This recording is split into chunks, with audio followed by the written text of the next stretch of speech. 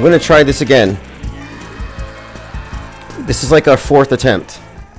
But it's only been 17 minutes. We haven't lost a whole lot of time. We've still got 90 minutes. So I'm not worried about it. That's plenty of time. Not sure what happened here. I did unplug my TikTok connection. Somebody suggested that I was pushing a live link to a dead TikTok account. And I don't think that's the case. I think it's just gremlins. I believe in gremlins. All right, looks like we're back. Joined by Michael Cervantes, Michael Schwab. Exploring again, Linda Curtis, Smarty Pants, Ted Stryker, Kiddo Core, Mazel. And by the way, I terminated... Okay, yeah, we're on everything. I discontinued Patreon. And in case you're wondering why, it's because we no longer need the training wheels. We no longer need to rely on a business model that is just too easy to cancel. And instead, I want to move on to something else in terms of funding this operation. And my intention originally was to lean heavily into the tabloid. So to make that happen, I'm restructuring everything. And so it's no longer going to be built around a subscription model. In fact, it'll be more resilient because now bad actors can't try to triangulate and undermine our work once we're fully, I think, independent of any kind of a third-party platform. And I think so, for the most part, this is a good thing. It's very freeing. And I'm doing so because I realized I think I left this whole thing vulnerable to sabotage. And I'm not accusing anybody of sabotage, however. Something happened that was tantamount to such. And it just made me realize that, one little error, one mistake, the USPS loses one package, it could set us back 2 months. And I don't want to lose any time. So I'm adapting. And I already have a side project that I think will finance the tabloid itself. It's a publication. And I've started a small side business, which I am not going to advertise too much here, at least not yet, because I need to get some good reviews first. And then I'm also selling a ton of artwork on eBay as usual. So the future of the IPS is assured. If you want the archives, if you want the live stream notifications, if you want the Discord access, it's all free. Everything is now open source. Just go to infiniteplanesociety.com or ips.monster. Same difference, takes you to the same place, and that is the hub. And nothing is paywalled. Although there may be some instances, but these are separate things. For example, books, PDF previews, etc.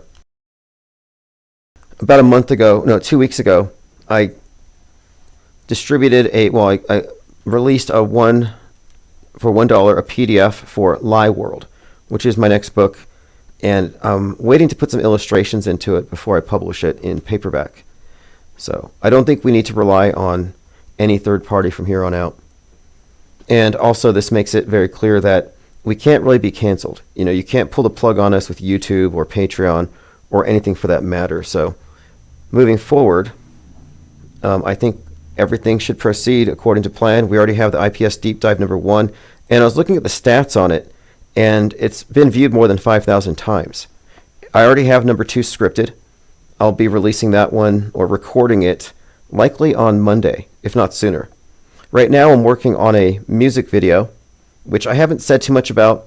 I'm just going to surprise everyone. The musician sent me a track, and he suggested that, by tomorrow evening, I'll have the full version. But I've been working on the artwork and the animation, and I'm primarily using Sora TV, which, if you're familiar with it, it's the AI generator that does the text to video. And I've had a ton of practice. Now, this is weird.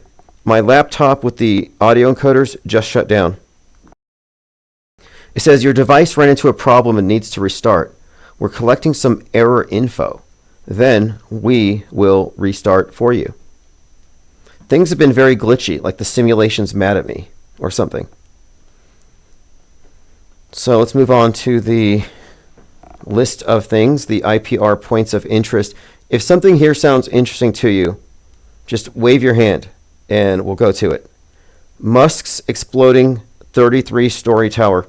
Now, have you all heard the headlines or read the headlines, heard the stories about space junk affecting flights airplanes having to dodge space junk, you see where we're at and who the finger is pointed at. And I've made this correlation for a long time. Musk, space junk, mind junk. So just to reiterate that, Elon Musk's space and mind junk. And I posted this one on the 17th. So right after this thing happened. So listen to this. Musk is the leading source of mind and space junk. Between X and SpaceX, he single-handedly has imperiled cyberspace and outer space. This is part of his world stage role. He's a living example of why rich individuals threaten the collective by their very existence. And think about the CEO story, Luigi versus the CEO. It ties into this. Musk has so much power and wealth that he bought Twitter and converted it into a vector for mind viruses, which supposedly lead to political violence. He opened the floodgate for a widespread deluge of, quote, dangerous misinformation. This was the theme in the Netflix's The Madness, which has a Musk-esque CEO who helps steal the election and finances the right-wing Nazis on social media. Now, I've been pointing out that The Madness was basically Elon Musk. Now, listen to what the Hollywood Reporter said. The Madness, delving into how and why the series was conceived, its relevancy, and their Elon Musk-esque billionaire. So the Hollywood Reporter also noted that Luigi was based on, or rather is very similar to Travis Bickle. But anyway, pointing out here that I'm looking at the Metascript connections between Netflix and real life. I'm noting that this character is 100% foreshadowing Musk in his future role. And the Hollywood Reporter reiterates this. And The Madness is about mind viruses. And the billionaire in The Madness is who finances the spread of mind viruses and steals the election. Biographer Seth Abramson says Elon Musk's madness could endanger America. He warns that Musk's mental struggles could have catastrophic consequences for the U.S. government and its security.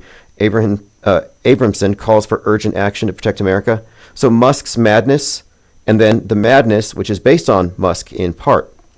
And he gets killed, and it's a Luigi-esque type of situation, as in the public thinks it's a good thing.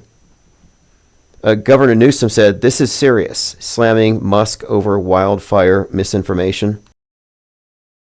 California Governor Gavin Newsom responds to recent misinformation by Elon Musk and President-elect Trump about the California wildfires. So Musk, in my view, is a manufactured character, a provocateur, whose purpose it is to gain collective support for censorship and regulation, to protect the global commons of cyberspace and low Earth orbit, our shared outer space.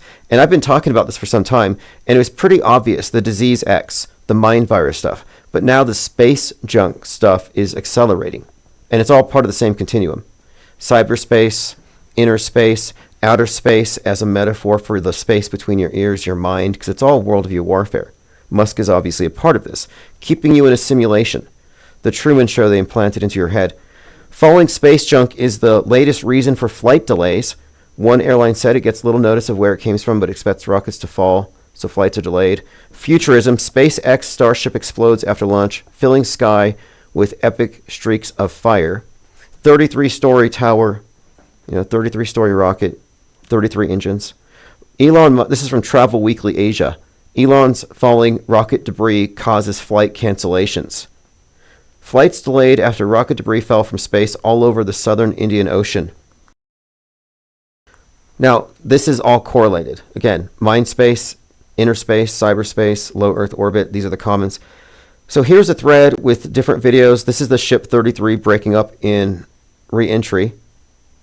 And I've noticed some kind of Christian doomsayer conspiracy theorists believe that this is all symbolic of the fallen angels, the 33% who rebelled, and that we're seeing the fallen angels arriving in time for the inauguration.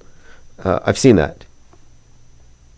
Which is not as strange as the lady that was talking to Venus, believing it was an orb drone sent here to tell her about Jesus. Okay, again, here's Musk, leading provider of mind and space junk. None of this is coincidental. So that's number one. Two, Jaren ducks out of globebusters over the South Pole. Wits it, spits it. Witsit Spits It is worse than Vapegate. Does anybody care about that? Let me know in the comments below. Roseanne Barr twerking and rapping. And I don't mean to get all JL about this, but when I saw this, I thought of some of the code that he often points out. So if you recall, twerking. Okay, so when Trump was shot, Rosie O'Donnell said it looked fake. She came out and she said it looked hinky. The word hinky, which I had to look up. I didn't know what the word hinky was. But he pointed out that hinky sounds like Hinckley. And, of course, John Hinckley Jr. shot Reagan. John Hinckley Jr., Hinckley, Hinckley, the basis for Travis Bickle, the basis for Joker. So these connections are all there. But he also pointed out that the name, Rosie O'Donnell, would be Rose, as in Rose from the Dead, and Donald Trump. So it's all kind of coded into this little story here.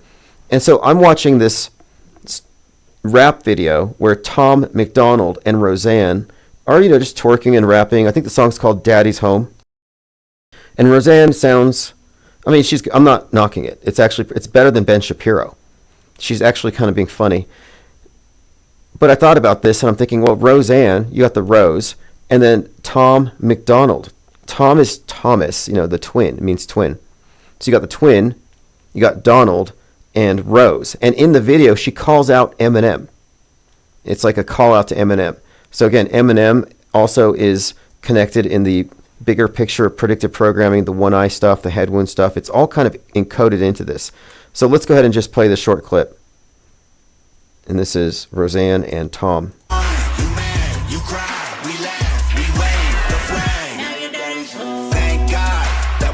Couldn't take another 4 years. That's a wrap. I can take a bath in your tears. That's a fact. You got lipstick all on your beard. Okay, there you have it. Weird timeline. 2025 is just off to a great start. Lean Dion is hand waving for Witsit Spits It. Okay, let's look at Witsit Spits It.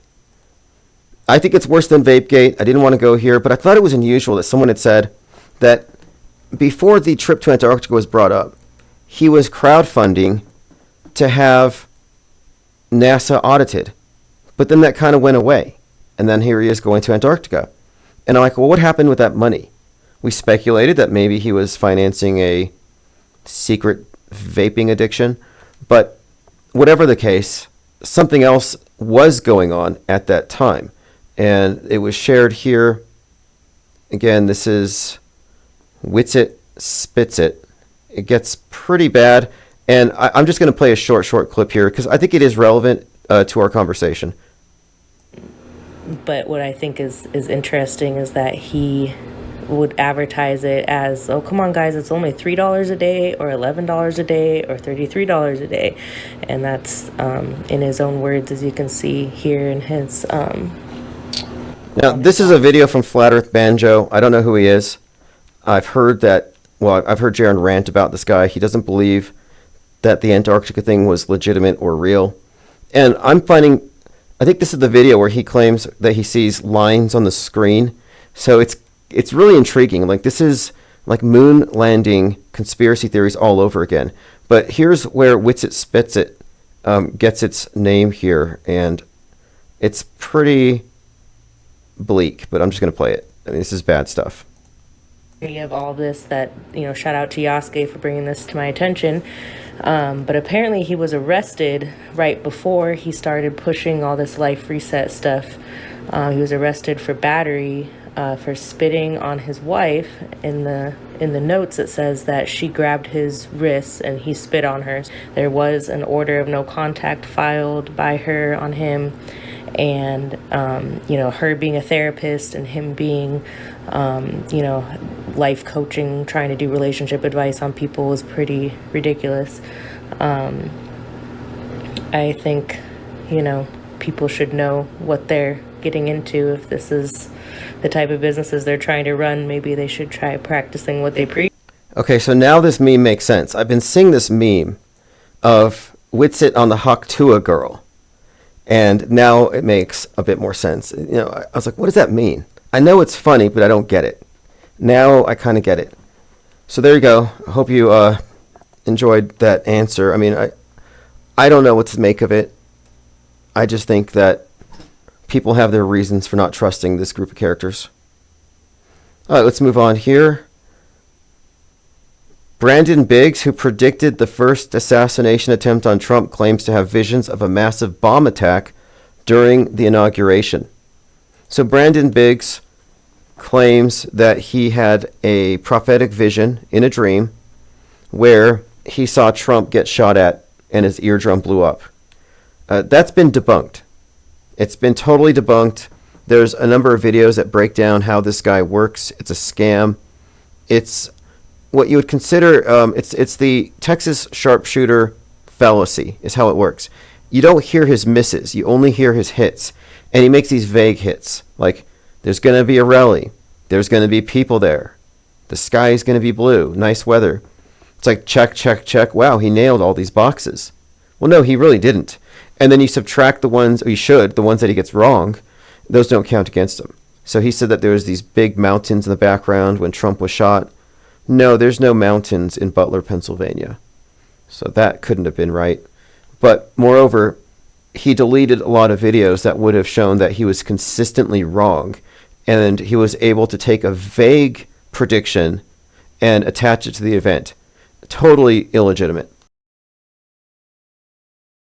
Piano says, we know and we've had enough of TFE. Yeah, I have TFE fatigue. I said it the other day. I said that I don't care at this point. I've become shape ambivalent as a result of people trying to tell me to take sides. It's like, I'm not taking sides. I'm a conscientious objector. Like, I'm not in the political horseshoe, and I feel like even acquiescing to this total model is setting my... It's premature. I've said this before. Flat earthers and round earthers are the same people. They really are. It's, I think, an error on both of their sides to assume they have the full picture. Mango says, my TikTok app says we don't have it. I never grew reliant on TikTok. Never cared about it. Never gave it the time of day. I uploaded one South Pole cartoon and they pulled my account, so I said, I'm done. Isabel Ann says, the revolution will be over TikTok after 3 days of no dopamine. Yeah, imagine if X went down. Where are people going to go for their doom scrolling? And I called this thing the PSYOP entertainment complex. I was on Fakeologist the other day, and I reiterated that the military-industrial complex is a fiction of the PSYOP entertainment complex. Refer to Saul Alinsky, Rules for Radicals, number 9. The threat of the thing is more terrifying than the thing. So we live with these threats, but not the actual things. And the things don't exist, which is the thing we're pointing out here. But regardless, I think we're looking at a situation on the 19th, very PSYOP-rich environment. We live in a PSYOP. It's really remarkable if you really look at just how utterly plugged in people are to the daily drama. It was drones, then it was fog, then it was fires. What happened to the fires? Everything gets pushed by the next thing and the next thing. And there's just so much fake news that you can't even... fake news from the alt media where it's just complete fabrications. In fact, I saw this series of rumors by a number of channels where it's a form of engagement farming to make claims that a source close to the Trump White House or a source close to Trump says. We have to get away from the reliance on second-hand, third-hand. Stop treating the screen like a window and recognize it for the filter. Trump Daily Star. So this is from, and they refer to him as undead and as a hologram. Very strange cover art here. Like The Walking Dead. This is the Star. It says, yeah, this is insane. And Trump is walking by as a zombie. I don't know what to make of it, but I take note of the big picture and what's being communicated as like a concerted message. And this death resurrection theme is what we're focusing on.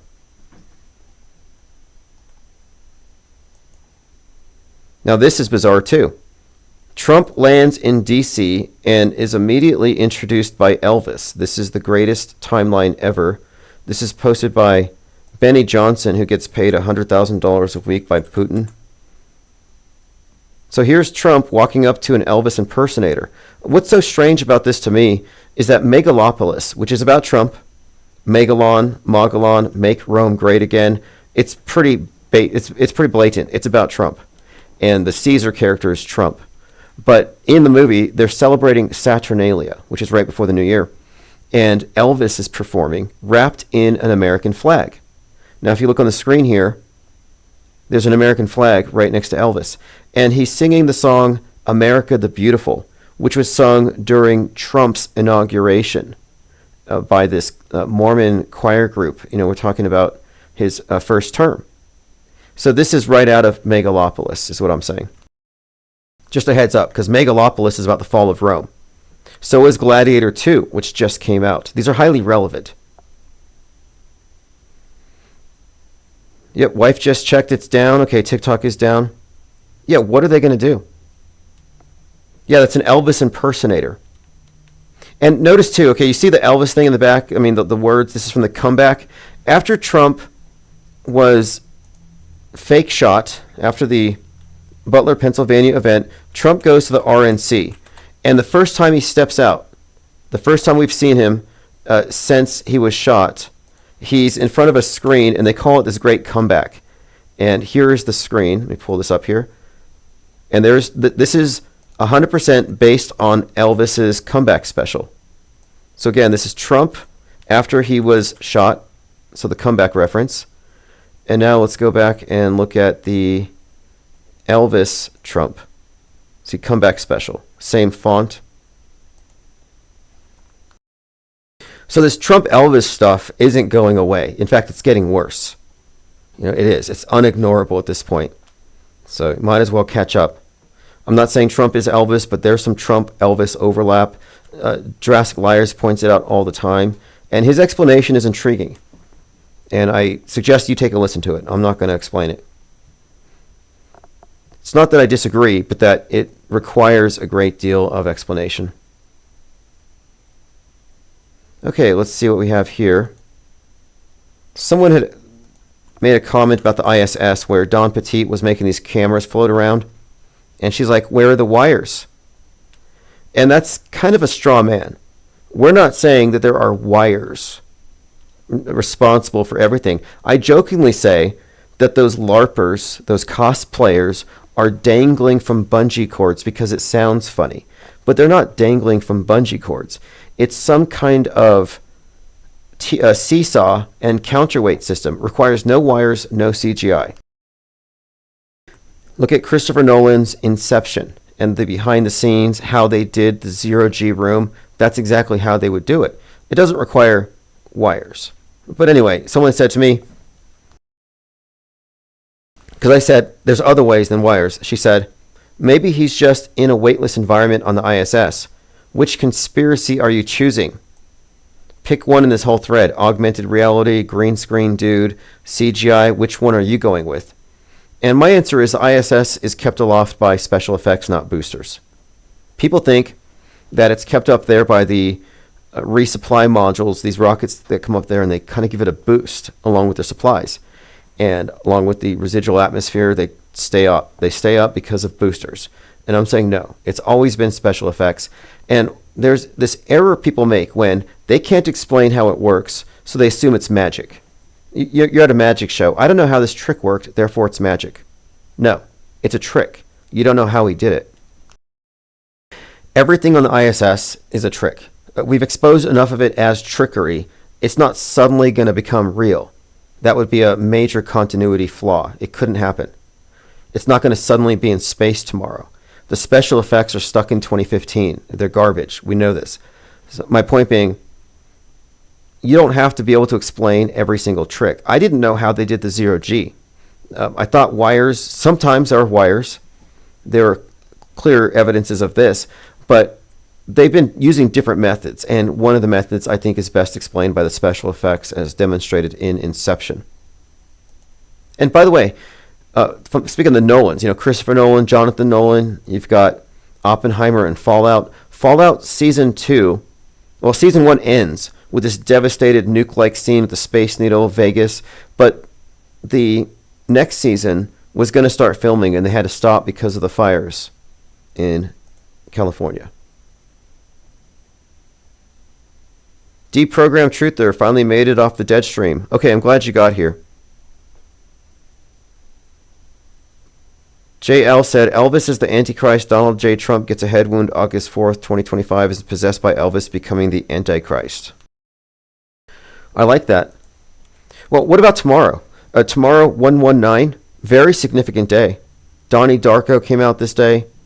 119 and 911 are part of the same body or same set of symbols in code. And it's very intriguing when you look into it, but Donnie Darko, in a subtext, Metascript, predictive programming kind of way, represents Donald Trump. So there's a lot you can extrapolate from that, as we often do here. So we'll get back to that. But again, 119 is the date the movie ISS came out. I watched it in the theater last year to see how they would fake the hair. They knew I was watching, so they didn't have any loose hairs. It was all ponytails. Let's get to this one. This is Mel Gibson. So as you all know, Mel Gibson is a huge QAnon influencer. They think he's a white hat. And he was in the movie Conspiracy Theory. He was once pulled over by the cops, and he muttered something. He started ranting about Israel, or some kind of anti-Semitic stuff got attached to him. So he's always been a part of this conspiracy theory realm as far as like actors go. And a lot of noners, the QAnoners, the ones who are still hitting the QAnon sense pipes, they think that he's one of them. Like he's a white hat and Sylvester Stallone. And they're giving us hints. So it's interesting here because both of these individuals, Stallone and Gibson, are part of Trump's team of ambassadors to Hollywood. Mel Gibson was talking to Russell Brand when his house burned, and he talked about his house burning. So he's part of that as well. This is all coming to a point here. He can't be a rogue, an insider, a whistleblower who's against Hollywood. And most of that's based on manufactured memes where they attribute statements to Mel Gibson he did not make about blood drinking vampires in Hollywood. I mean, but I just want to show that he's been part of the predictive programming business for the longest time. So this is the 2000 film, The Patriot, a year before 9/11. He is working on a rocking chair, and listen to what he says, and then watch what happens, and then we'll go over it.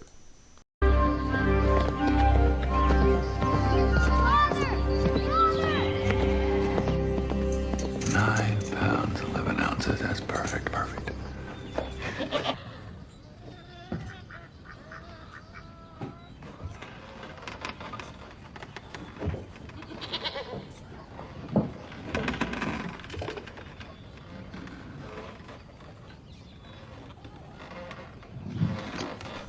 Now, if you're just listening, he's sitting on a rocking chair.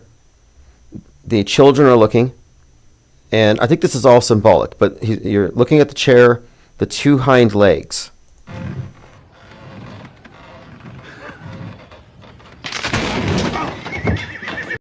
Okay, so what happened here?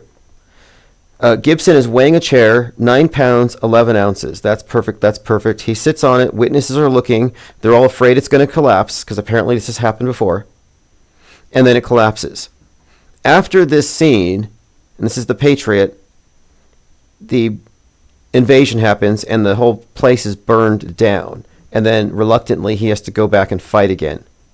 So you have this 9/11 theme of the Patriot defending his homeland after an attack, after a collapse, 9/11. It's all in there. So I'm just pointing it out that this too would suggest that Mel Gibson is not some random whistleblower white hat, but that he's part of the big program. I got an interesting comment from Isabel Ann. New De Niro movie, March 21st, The Alto Knights. He gets a head wound and survived. He plays two characters, twin characters. Now he's also in Ground Zero, where he plays a former president. And then it happens in the midst of some major cyber attack. So De Niro playing a former president, De Niro playing the senator that gets shot during the xenophobic rant, De Niro playing the shooter of the president in that Scorsese film Taxi Driver, the basis for the Joker, where he gets shot. So De Niro's very much representative of Donald Trump. So the head wound thing, highly significant. It all goes back to Travis Bickle, and when he puts the hand to his head at the very end, that iconic scene, which was referenced by Lady Gaga's character in Joker 2, which is interesting because that reference would only refer to Taxi Driver. Jennifer Reeves, Mel Gibson was on Joe Rogan. Yeah, he was on Joe Rogan, and then another point, they have him talking to Russell Brand about it. But anyway, these celebrities get in front of these big psyops. You know, Steven Gutenberg fighting the giant lava-spewing tarantulas, moving cars, except for the electric cars. And of course, because people leave their keys in their cars. Joe Santos says the 33rd Commanders going to the championship playoff for the first time in 33 years. Yeah, lots of 33s. The 33-story building that blew up, the rocket with the 33 engines. What's up with that? Sylvester Stallone had a pyramid scam, so he's not to be trusted. I haven't heard of that. But Stallone's relevant, too, because recently he mentioned the Resurrection AC, the gym where Rocky was fighting, and the iconic scene. So Rocky, and then I think it was something with it was an old church turned into a boxing ring, and he described how Trump is a mythological character and how he loves mythology. But Stallone is a piece of this puzzle too. He was also in Demolition Man, predicted programming for 2020. If somebody's involved in a movie that is part of the body of what we would consider to be foreshadowing for future fake news events, then they're fully integrated into the system. There's no way they're rogue or they're on your side. They're either mindless puppets and therefore not worth following, or they're insiders and you shouldn't follow them. Busy56 says the Patriot Act followed 9/11. Exactly. Isabel Ann says he was in conspiracy theory released on 8/8, the Maui fire date. Yes, exactly. And that's really what they build this caricature of the tinfoil hatter. Like, what's up with that caricature? I don't know anybody who lives up to that. It's the normies who are paranoid. Okay, moving on. Trump confirms his inauguration will be held indoors. So what are they setting up here? He says, I don't want to see people hurt or injured in any way. He says they will open the Capital One Arena for Monday for the live viewing, but everyone will be safe, make America great again. So here's what he's basically saying. January 20th can't come fast enough, but it is dangerous conditions for the thousands of people, law enforcement, first responders, police, canines, and horses. And he says, I've ordered the inauguration address to be delivered in the Capitol Rotunda as was used by Reagan in 85. We will open Capital One on Monday for live viewing of the historic event. And I think he said something else about how the ticket is just a commemorative token now. But, yeah, what does this mean?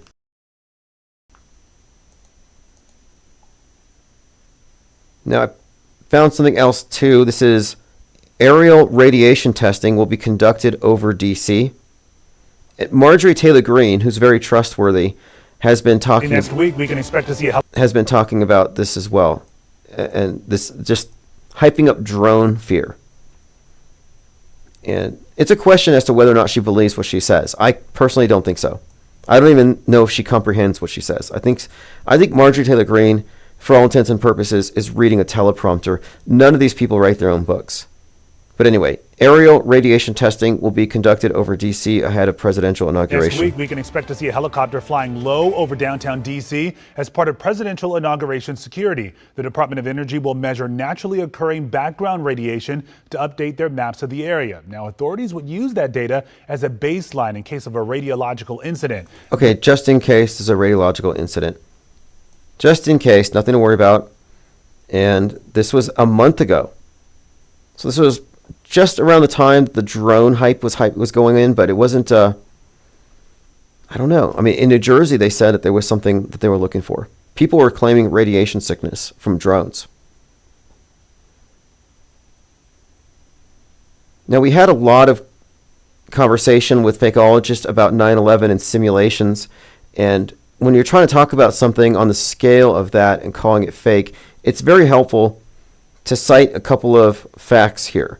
For example, Eerie, there's that word, Eerie NRO simulation on 9/11.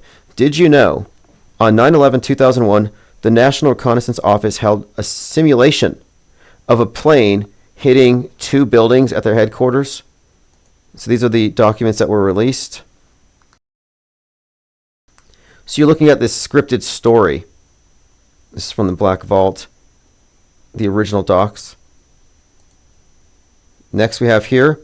Now this is an interesting one because in this case, a simulation becomes real.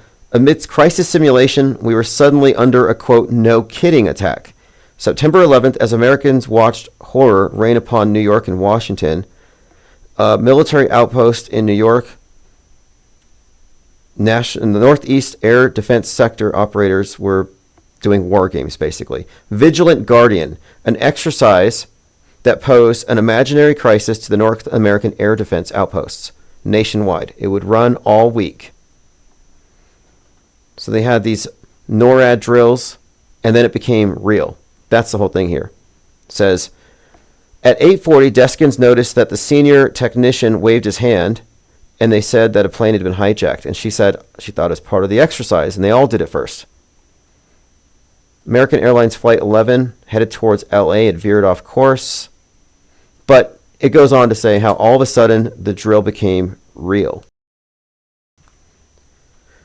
Now, I'm pointing this out because there are so many of these that it explains the closed movie sets. Like, how do you close a movie set?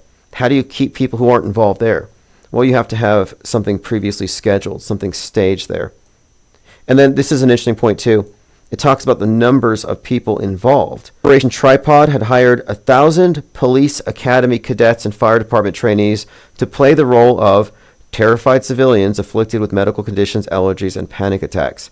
And guess who was there in attendance, or who was supposed to be there? Mayor Rudolph Giuliani, fire commissioners, police commissioners, FBI, and FEMA. That was Operation Tripod bioterror exercise. See the NRO stuff, Vigilant Guardian, Global Guardian, 1,000 people with Operation Tripod. It says, when the attacks began, Operation Tripod was canceled.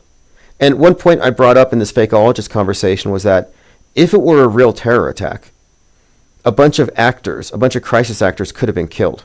Like, think of the irony of this. They're doing a drill for something, and then it really happens. And all the people faking like they're victims really die.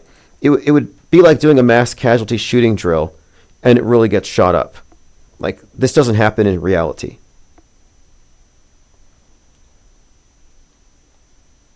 What a coincidence, says Stuart McKenzie. Oh yeah, so many coincidences. Roxy says, Dr. Stephen Greer flip-flopped from saying all the drones and orbs are ours, as well as years of cattle mutilations and abductions. Who's abducting the cows? You know, I talked to somebody who worked for animal control about this thing because a friend's cat had been eaten by a coyote. And when I saw it, it was kind of strange because if the coyote doesn't bother with like the meat, it just wants the warm, pre-digested food. So it just basically eats the stomach and intestines out. And I mean, these things can jump like over 6-foot fences. You can't let your cats out if there are coyotes around. But anyway, I talked to the animal control about this, and I said, might this explain cattle mutilations, where cows are found where their soft inner organs are missing, like some aliens took them for experiments, which is what people generally believe. But no, he said that's exactly what they would do.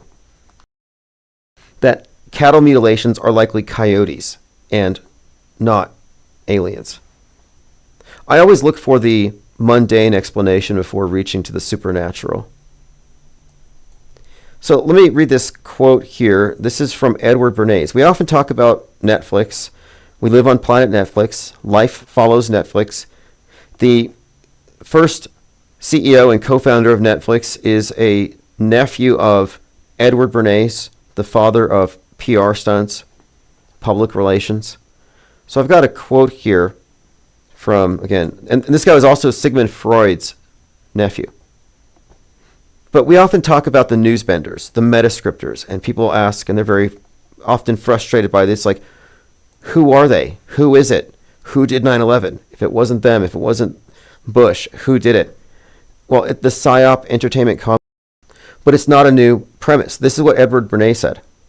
Quote, the conscious and intelligent manipulation of the organized habits and opinions of the masses is an important element in a democratic society.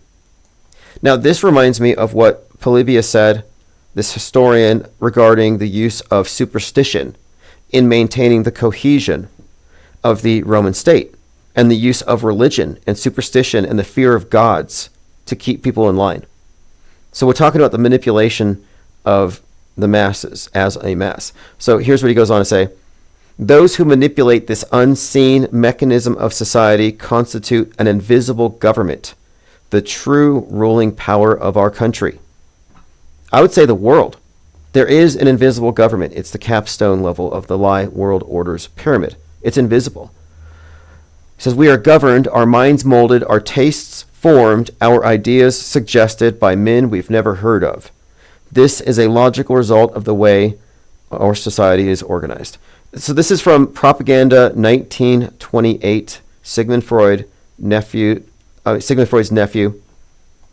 and he founded the public relations industry.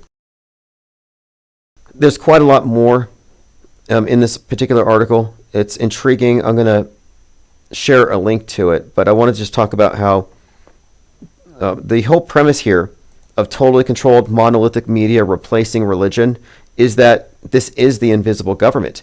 I often say that there's no point in saying it's different governments. There's only one government. We're all on the same sheet. None of them are refuting the lies of the. You would say, hey,